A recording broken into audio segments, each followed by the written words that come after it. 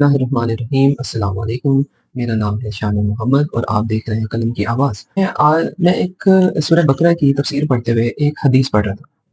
آپ کو یاد ہوگا کہ ہم پچھلے کئی لیکچر سے سورہ مومنون کی 11 آیتیں جو کریکٹر بلڈنگ پر ہیں، اور سورہ معارج کی جو 17-18 آیتیں ہیں وہ بھی کریکٹر بلڈنگ پر ہیں، ہم ان کے اوپر ڈسکشن کر رہے ہیں۔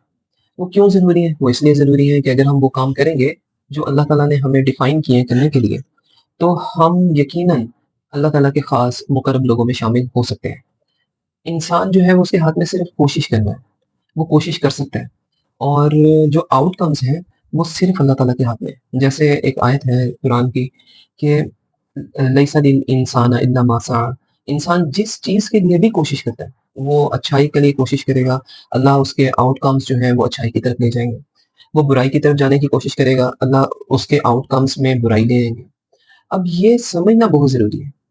ہمارے معاشرے میں سب سے بڑا مسئلہ یہ ہے کہ ہمارا جو رب ہے، ہم نے اس کو رب نہیں سمجھا۔ ہم ایمان والے تو ہیں لیکن ہمارا ایمان اللہ پر نہیں ہے، اور یہ ایک بہت بڑی ہماری بد نصیبی ہے، مطلب ایک انفارچونیٹ تھنگ ہے جو ہماری زندگی میں شامل ہوئی، اور ہم نے اس کے اوپر ایمان لیا ہے۔ وہ ایمان کیا لکھا ہے کہ مٹیریلزم وہ یہ ہے کہ انسان زیادہ کے اوپر فوکس کرتا ہے۔ زیادہ کیا ہے؟ وہ زیادہ یہ ہے کہ زیادہ سوئے گا تو نیند پوری ہوگی۔ نو، زیادہ سونے سے نیند پوری نہیں ہوتی۔ ایک ایسی مقدار سونا جس میں آپ کے ذہن کو پورا سکون مل جائے، آپ کی نیند کو پورا کرنے کا سبب بنتا ہے۔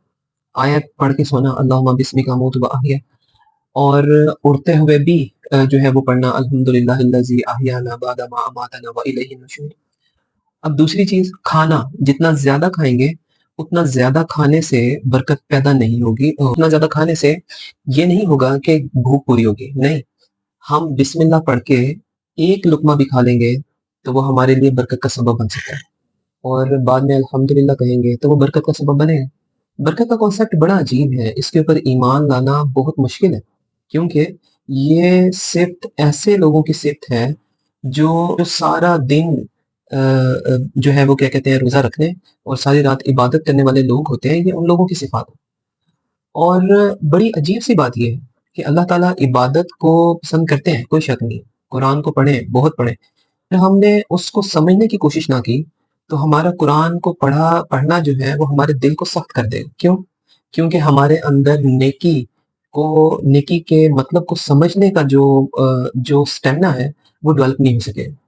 نیکی کیا چیز ہے؟ نیکی بہت ہی آسان سا ایک ورڈ ہے جس کو سمجھنا بہت ضروری ہے۔ کیوں ہم نے اس لیے نہیں سمجھا کہ ہمیں اندازہ ہی نہیں ہے کہ ہمارے زندگی اور آخرت کے جو معاملات ہیں ان میں ہم سے کن چیزوں کے بارے میں سوال ہوگا۔ جیسے انسان کی ڈیتھ یعنی آفٹر لائف، اس کے بعد جیسے ہی اسے قبر میں اتاریں گے فرشتے آئیں گے اور وہ اس سے 3 سوال کریں گے، تمہارا رب کون ہے، تمہارا دین کون سا ہے، اور جو ہے وہ تیسرا ایک سوال ہے وہ کریں گے، یعنی وہ آپ علیہ السلام کے غالباً کے بارے میں کریں گے۔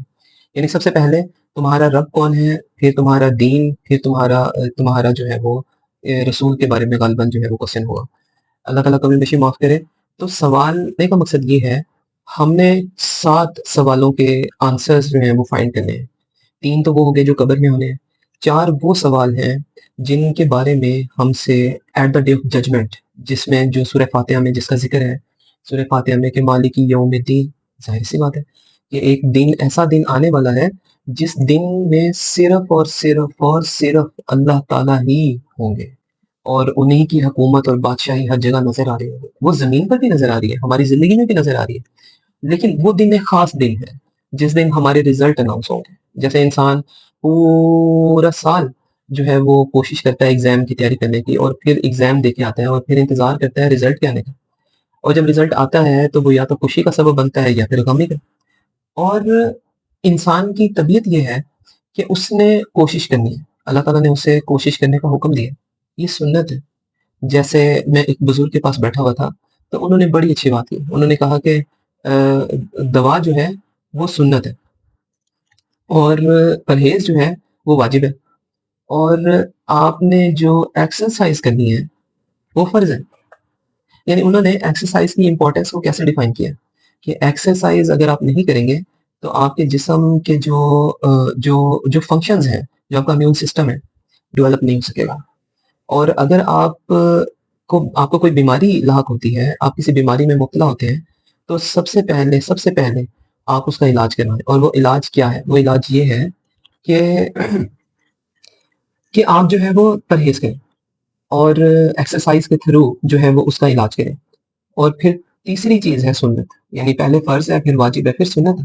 تو سنت جو ہے اس کو تیسرے لیول پہ آپ نے جو ہے وہ استعمال کرنا ہے۔ ہم سنت کے اوپر پہلے چلے جاتے ہیں اور فرض اور واجب کو چھوڑ دیتے ہیں۔ اسی طرح یہ 7 کوسچن ہیں جن کے بارے میں ہمیں تیاری کرنا بڑا ضروری ہے۔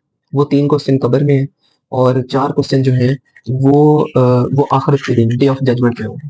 اور یہ بحیقی کی جو ہے وہ حدیث ہے، جس میں انہوں نے حضرت معاذ بن جبل رضی اللہ تعالیٰ عنہ کا ذکر فرمایا کہ آپ علیہ السلام نے جو ہے وہ یہ حکم دیا کہ کوئی بھی شخص قیامت کے روز محشر میں اپنی جگہ سے ہٹ نہیں سکے، سرک نہیں سکے گا جب تک کہ اس کے 4 سوالوں کا جواب نہ لے لیا جائے۔ ایک، اس نے اپنی عمر کس کام میں گزاری، اپنی جوانی کس مشغلے میں جو ہے وہ استعمال کی، اپنا مال کہاں سے کمایا اور کہاں خرچ کیا، اور اپنے علم پر کہاں تک عمل کیا۔ میں بہت ہی سمپل سے ایک بات کہتا ہوں، ہمارے پاس ایک بڑی نعمت اور رحمت ہے اللہ کی کہ ہم علم والے بن جائیں، لیکن علم والا بننے کے بعد آپ کو پتہ ہے کہ کتنی بڑی رسپانسبلٹی کریٹ ہو جاتی ہے۔ یہ وہ چیز ہے جو میں اپنی طرف سے نہیں کہہ رہا، میں آپ کو صرف یہ سمجھانے کی کوشش کر رہا ہوں، اور میں اپنے آپ کو بھی یہی سمجھاتا ہوں کہ علم کے اوپر بہت کوسچن ہے، بڑا کوسچن ہے کہ تم نے جتنا علم حاصل کیا کہ تم نے اس کے اوپر عمل کیا۔ اب جیسے انسان کی ڈیتھ ہو جاتی ہے اور اس کی ڈیتھ کے بعد وہ 3 چیزیں ہیں جو اس کو فائدہ دیتی ہیں۔ ایک، سب سے پہلے جو نیک اولاد ہے، یعنی اولاد ایک بہت بڑی نعمت اور رحمت ہی صرف نہیں ہے بلکہ یہ صدقہ جاریہ بھی ہے۔ اگر آپ اس کی تربیت کے اوپر فوکس کریں گے اور اسے مٹیریلسٹک نہیں بنائیں گے، اس کو برکت کا لفظ جو ہے اس کا مطلب سمجھائیں گے پریکٹیکلی۔ اور ایک بات صرف ذہن میں رکھیں کہ آپ کے بچے وہ آپ کا عکس ہوتے ہیں، جو آپ کریں گے وہ اسی کو ہی لے کر آگے چلیں گے۔ اگر آپ درگزر کرنے والے، معاف کرنے والے ہوں گے تو وہ بھی درگزر کرنے والے، معاف کرنے والے ہوں گے۔ اگر آپ نرم بات کرنے والے ہوں گے تو وہ بھی نرم بات کرنے والے ہوں گے۔ اگر آپ سخت حالات میں صبر کرنے والے ہوں گے تو آپ کے بچے بھی سخت حالات میں صبر کرنے والے ہوں گے۔ ایک بات ذہن میں رکھیے گا کہ ہمارا مقصد صرف اور صرف اللہ کی رضا ہے، اور انسان کو وہ سوال دے دیے گئے جن کے اس نے جواب ڈھونڈنے۔ اب جواب ڈھونڈنے کے لیے کوئی بڑی بڑی تپسیائیں کرنے کی ضرورت نہیں ہے، بہت زیادہ عبادتیں کرنے کی ضرورت نہیں ہے۔ میں آپ کو ایک قصہ جو ہے وہ آخر میں بیان کرتا چلوں کہ یہ بھی حدیث ہے، غالباً بخاری کی حدیث ہے، جس میں جو ہے وہ ایک نیک انسان کا ذکر کیا گیا جس نے 500 550 سال عبادت کی، اور اس نے ایک ایسے جزیرے پر جا کر عبادت کی جہاں پر اس کے ارد گرد پانی تھا، اور وہاں اسے اللہ کی رحمت سے ایک جو ہے وہ پانی کا چشمہ جس کے ذریعے سے وہ پانی کی پیاس بجھاتا، اور ایک جو ہے وہ درخت تھا جس کے ایک پھل کو کھانے سے اس کی بھوک ختم ہو جاتی تھی۔ اب اللہ تعالیٰ نے اس کے اوپر یہ رحمت بھی کی ہوئی تھی کہ اسے کوئی پخانا اور اس طرح کی کوئی حاجت نہیں آتی، یعنی وہ پاک پانی تھا جو پیتا تھا، اور جو پھل وہ کھاتا وہ پاک پھل تھا جس سے کوئی بھی جو ہے وہ ویسٹ جنریٹ نہیں ہوتا۔ اب مزید اللہ تعالیٰ کی رحمتیں اس کے اوپر یہ نازل ہوئیں کہ وہ سارا دن روزہ رکھتا اور ساری رات عبادت کرتا، ایسے اس کے کوئی 500 سال گزر گئے۔ اب عبادت جو ہے وہ کوئی شک نہیں ہے کہ اس کا بینیفٹ ہے، انسان کو عبادت کے ذریعے سے بہت ساری چیزیں جو ہیں وہ حاصل ہوتی ہیں، لیکن اگر وہ عبادت اس کے لیے راہ نجات کا سبب بنے گی تو اس کی کوئی گارنٹی نہیں۔ کیوں؟ کیونکہ عبادت کی قبولیت وہ صرف اللہ اس کے بارے میں جانتے ہیں، اس کے بارے میں نہ آپ جانتے ہیں نہ میں جانتا ہوں۔ میں سارا دن روزہ رکھتا ہوں، یہ ساری رات عبادت کرتا ہوں، تو میرے پاس کیا گارنٹی ہے کہ یہ قبول ہوگی؟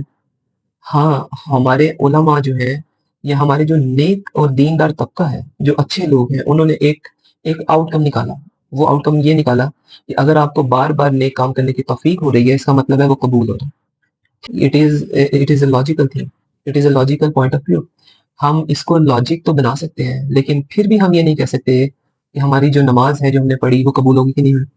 اللہ کی راہ میں دیا جانے والا صدقہ، کسی بھی شخص کو معاف کرنا اور اس کی ایسے وقت میں مدد کرنا جب اسے مدد کی ضرورت ہو، یہ مقبول چیزیں ہیں۔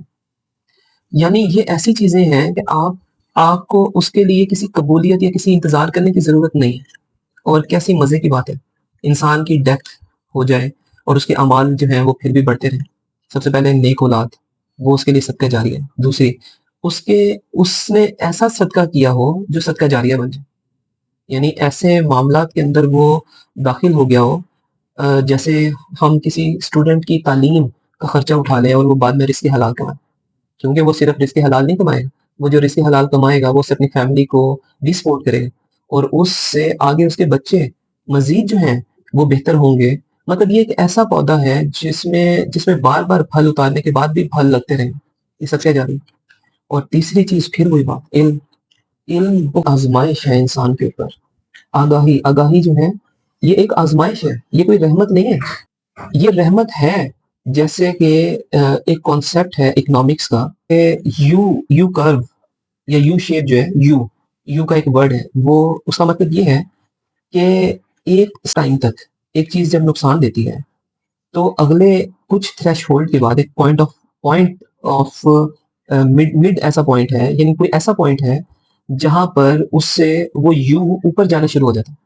یعنی اگر آپ نے کوئی مشقت کی ہے تو آپ کا خرچہ ہوا ہے، اس خرچے کی وجہ سے آپ نے ایک عرصہ جو ہے وہ تکلیف سے گزارا ہے، ظاہر سی بات ہے کہ ان خرچوں کو پورا کرتے کرتے انسان تھک جاتا ہے اور پھر ایک وقت آتا ہے جب ٹرن کریٹ ہو جاتا ہے، یعنی پہلے آپ خرچہ کر رہے ہوتے ہیں، پھر آپ کو انکم آنی شروع ہو جاتی ہے، پھر آپ ایک اچھی انکم کما رہے ہوتے ہیں، عزت کما رہے ہوتے ہیں، آپ اپنے ایسٹس بنا رہے ہوتے ہیں، آپ اچھی زندگی گزار رہے ہوتے ہیں۔ تو اللہ تعالیٰ نے جو یو کا ورڈ ہے یہ صرف اکنامکس میں نہیں رکھا، یہ اکنامکس میں تو ہمیں صرف ایک گراف کے تھرو سمجھانے کی کوشش کی، لیکن یہ ایک ریالٹی ہے کہ جب آپ ایک مشکل وقت سے گزرتے ہیں، جیسے ان مال العسر یسرا کا، ان مال العسر یسرا، کہ ہر جو ہے وہ مشکل کے بعد آسانی ہے، پہلے مشکل ہے پھر آسانی ہے، پہلے مشکل ہے پھر آسانی، اور کئی دفعہ پہلے آسانی ہے پھر مشکل ہے پھر آسانی ہے، یعنی یہ جو ہے وہ یہ یو ٹرنس جو ہے وہ بنتے رہیں گے، لیکن ہمیں ان 7 سوالوں کے جواب تیار کرتے رہنا ہوگا کہ ہمارا رب کون ہے۔ اب رب کون ہے کیسے پتہ چلے گا؟ جب ہم اس کے لیے معاملات کو اختیار کریں گے۔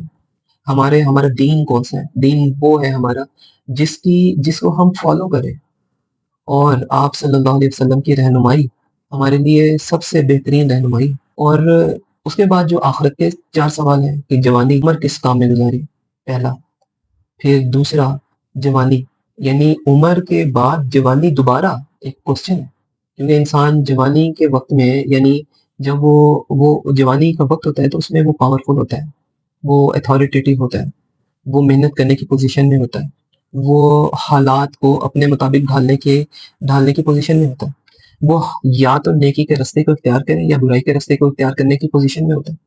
اب یہ یعنی کہ پہلا تو سوال ہی یہ ہے کہ آپ نے عمر کس جو ہے وہ کس طرح سے عمر گزاری ہے، اور دوسرا سوال پھر آپ نے جوانی کیسے گزاری۔ اب جوانی کے معاملات میں جو انسان صحیح راستہ اختیار کرے گا اور وہ اس کے بڑھاپے میں فائدہ دے گا، کیونکہ عادتیں پکی ہو جاتی ہیں، اور جب پکی ہو جاتی ہیں تو ان سے مڑنا بہت مشکل ہو جاتا ہے۔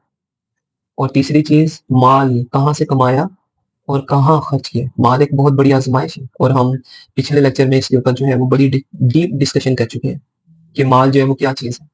اور چوتھی چیز کہ علم جو ہے وہ کہاں تک اپنے علم پر عمل کیا۔ اب جتنا علم بڑھتا جائے گا اس کی اتنی ہی اکاؤنٹیبلٹی کریٹ ہوتی جائے گی، جتنا مال آئے گا اس کی اکاؤنٹیبلٹی کریٹ ہوگی۔ تو ہم نے ان سوالوں کے جواب جو ہے وہ ڈھونڈنے ہیں، اور اللہ تعالیٰ مجھے بھی ان سوالوں کو اچھے طریقے سے تیار کرنے کی توفیق عطا فرمائے، اور ہم سب کو بھی۔ جزاک اللہ۔